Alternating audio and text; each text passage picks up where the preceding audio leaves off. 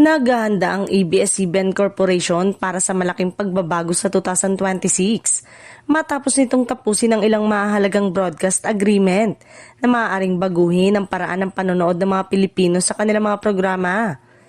Noong December 2025, inanunsyo ng network na nakapirma ito sa licensing agreement sa Advanced Media Broadcasting System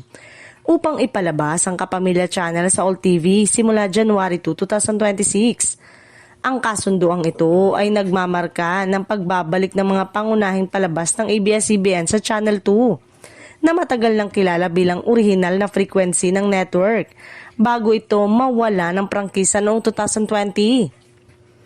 Sa bagong partnership ng AMBS na pagmamayari ng negosyanteng si Manny Villar, mapapanood ng mga manonood ang mga paboritong kapamilya program tulad ng FPJ Batang Quiapo, Roja, What Lies Beneath, It's Showtime, ASAP at TV Patrol sa All TV.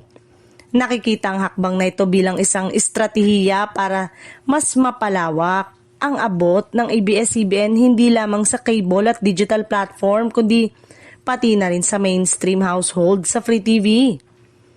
Dumating ang hakbang na ito kasunod ng pagwawakas ng content partnership ng ABS-CBN sa TV5 na naging tagapagsanay ng maraming palabas ng network sa ilalim ng content supply agreement.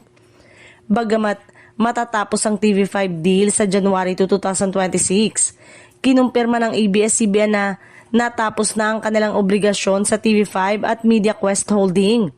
na nagbibigay daan para sa maayos na pagsisimula ng partnership sa All TV. Bukod sa pagbabalik sa Channel 2, pinag-uusapan ng mga tagamasid sa industriya na maaaring maglabas ang ABS-CBN ng mga bagong pasabog na programa sa 2026, lalo na't nais ng network na mas mapalawak ang visibility nito sa Free TV.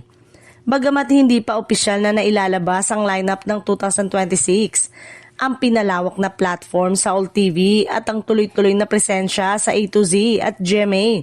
para sa mga palabas tulad ng It's Showtime, Pinoy Big Brother Collab 2.0